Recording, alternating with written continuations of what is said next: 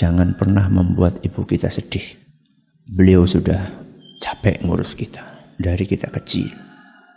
Kesalahan kita kepada ibu kita lebih banyak dibandingkan kesalahan beliau kepada kita.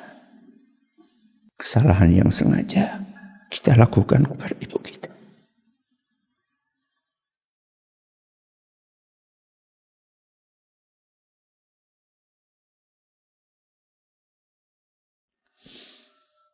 Kesalahan yang kita sengaja kepada orang tua kita lebih banyak dibandingkan kesalahan yang tidak disengaja oleh orang tua kita kepada kita.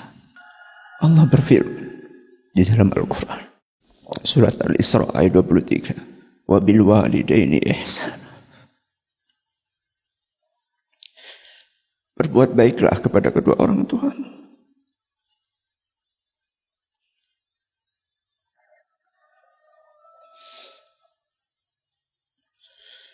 Berlatihlah untuk tidak membuat sedih kedua orang tua, ayah kita, ibu kita.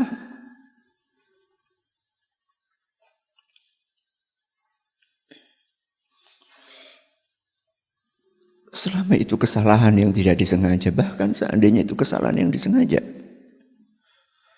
seandainya itu kesalahan yang disengaja pun tidak ada bandingannya dengan kebaikan kedua orang tua kita kepada kita.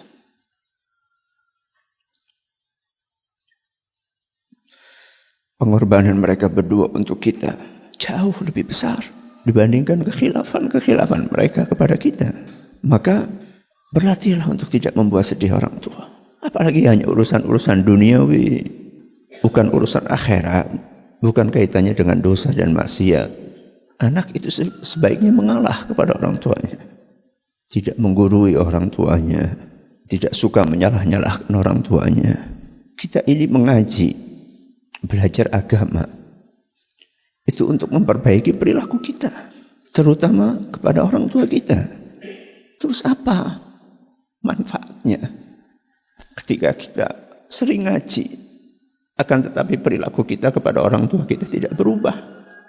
Apa manfaat kita mengaji?